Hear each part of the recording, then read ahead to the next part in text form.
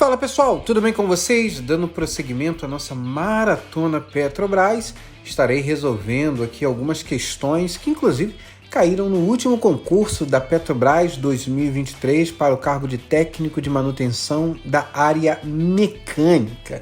Então já vai deixando o seu like e compartilhando esse vídeo com o maior número de pessoas que estão se preparando aí para o próximo concurso que você conhece, tá bom? E vale lembrar que ainda está disponível, mas isso é por pouco tempo, o acesso ao modo turbo mecânico de maneira vitalícia, tá? Lembrando que o modo turbo vai deixar de ser de acesso vitalício para ser por acesso por assinatura. Então, uma excelente oportunidade, caso você queira ainda aproveitar essa oportunidade, link está aqui embaixo na descrição, assim como os outros modos turbos, tá bom? Como, por exemplo, inspeção e instrumentação, ok?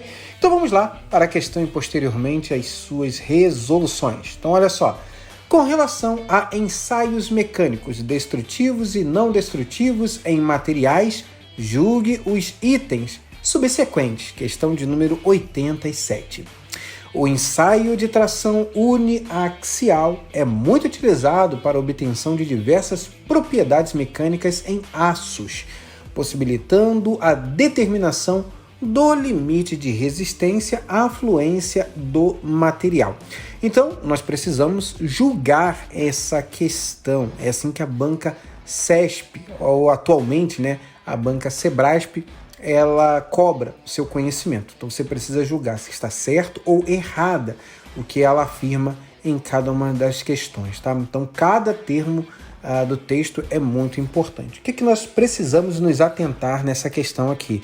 Quando ele fala sobre limite de resistência à fluência, quando na verdade nós sabemos que existe um ensaio específico que vai tratar desse assunto, ou desse comportamento que os nossos aços, nesse caso, vão ter.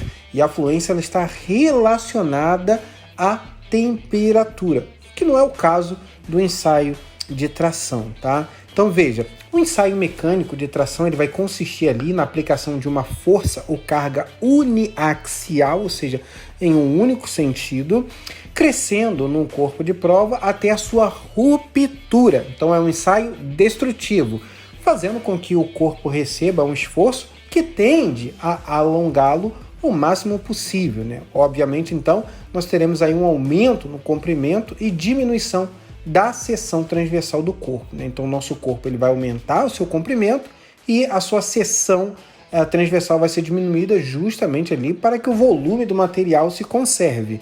Bem, sendo assim, nesse ensaio avalia-se como o material reage sob os esforços de tração, analisando as deformações e propriedades como limite elástico, alongamento, o módulo de elasticidade, que é o módulo de rigidez do material, que é quem vai determinar o quanto aquele material irá se deformar, o limite de proporcionalidade, que nós verificamos dentro do regime elástico, onde nós conseguimos ver ali a lei de Hooke, onde nós observamos uma proporcionalidade entre a tensão e a deformação. Também temos o escoamento, que é aquela região de transição do limite elástico para o regime plástico, o limite de resistência do material, o limite de ruptura e também estricção. Então essas são as principais propriedades aí analisadas ou avaliadas através do ensaio de tração. Então, o limite de resistência à fluência é verificado através do ensaio de mesmo nome, ensaio de fluência, e não através do ensaio de tração. Portanto, está errada a questão de número 87, tá bom? Então é assim que você deve fazer a sua análise na hora da sua prova.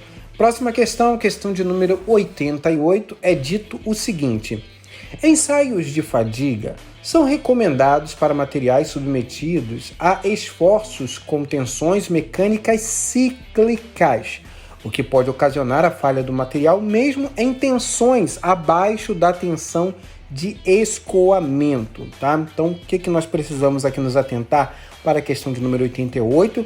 Ele fala sobre esforços com tensões mecânicas cíclicas, então está se referindo ao ensaio de fadiga, e é dito que essas falhas no material submetidos a esse ensaio, verifica-se, né, que mesmo em tensões abaixo da tensão de escoamento, nós podemos detectar falhas. O que ele quer dizer com isso? A tensão de escoamento é aquela tensão limite onde nós fazemos a avaliação dos nossos projetos, porque lembre, nós não queremos que a nossa análise esteja dentro do regime plástico. Toda a nossa análise estrutural precisa estar dentro do regime elástico, porque ali nós temos algumas garantias, né?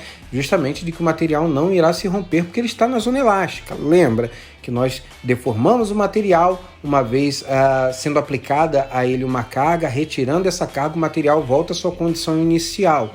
Então, o que acontece? Dentro do regime elástico, nós temos garantias. Já não acontece mesmo dentro do regime plástico. Porém, os materiais que são submetidos ali a cargas cíclicas, e é isso que o enunciado diz, nós podemos constatar falhas mesmo estando ali dentro do regime elástico, né? Tendo ali como ponto máximo de tensão admissível ali o nosso limite de escoamento ou tensão de escoamento. Bem, então vamos lá para a resolução da questão. Bem, o ensaio de fadiga, como você sabe, ele consiste ali em aplicar cargas ou deformações cíclicas, geralmente senoidais, em um componente ou corpo de prova padronizado, para se determinar a vida ou a resistência em fadiga. O ensaio possibilita avaliar o efeito das variações no material, da geometria, das condições de superfície, carregamento, condição metalúrgica, entre outros, na resistência à fadiga de materiais metálicos submetidos a carregamentos cíclicos. O ensaio de fadiga pode ser realizado de acordo com a solicitação que se deseja avaliar, né? Pode ser tração-compressão, flexão, tração-tração e torção. Geralmente, o resultado é apresentado na forma de uma curva que vai relacionar ali a tensão pelo número de ciclos, ou também conhecida como curva SN. A obtenção dessa curva permite ali definir o limite de fadiga ou resistência à fadiga do material ou então componente, tá bom? Portanto, está certinha a questão de número 88. Próxima questão, questão de número 89. Os ensaios com líquidos penetrantes são aplicados aos materiais para determinação de trincas e ou descontinuidades internas ao material. O que nós precisamos nos atentar aqui? Ele está se referindo a ensaios por líquidos penetrantes e aqui ele está falando que as trincas ou descontinuidades internas são identificadas através deste ensaio. Tá?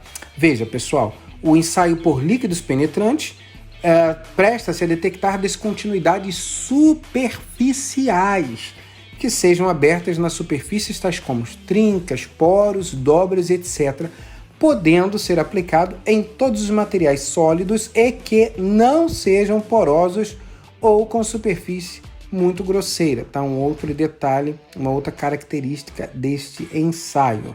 É muito usado em materiais não magnéticos, como, por exemplo, o alumínio, o magnésio, os aços inoxidáveis austeníticos, ligas de titânio e zircônio, além dos materiais magnéticos. O ensaio por líquidos penetrantes são também aplicados em cerâmica vitrificada, vidro e plásticos. Portanto, quando ele fala ali que são utilizados para determinação de descontinuidades ou trincas internas no material, faz com que a questão esteja errada, tá? Não é, são defeitos superficiais, tá bom? Então a questão de número 89 está errada.